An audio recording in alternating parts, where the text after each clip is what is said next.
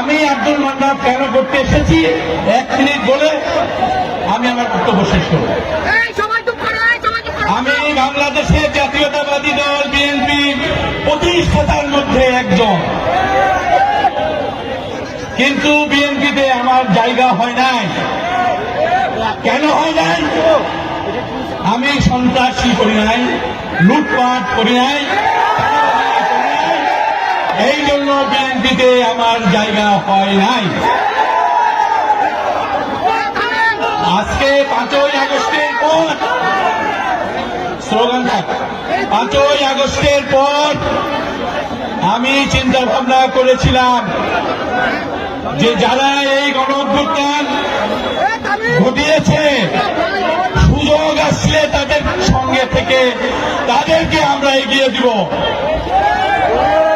প্রিয় ভাইরা, আর একটি কথা বলে শেষ করব। নাহিদ ইসলাম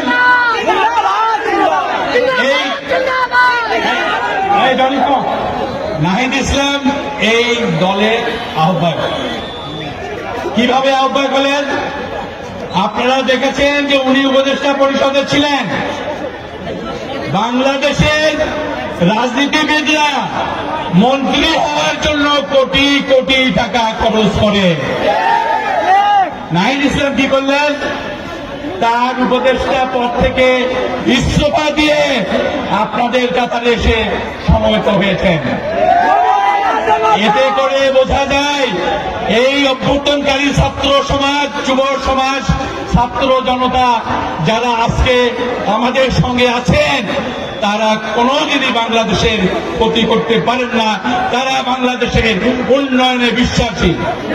প্রিয় ভাইরা, যেহেতু এনসিপি একটি দল, রাজনৈতিক দল, এই দলের প্রতীক শাপলা। আগামী নির্বাচনে আপনারা জবাব দিন।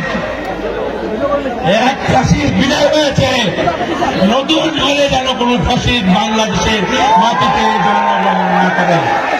আমি বক্তব্য দীর্ঘায়িত করব না, অনেক নেতৃবৃন্দ আছেন যারা বক্তব্য রাখবেন।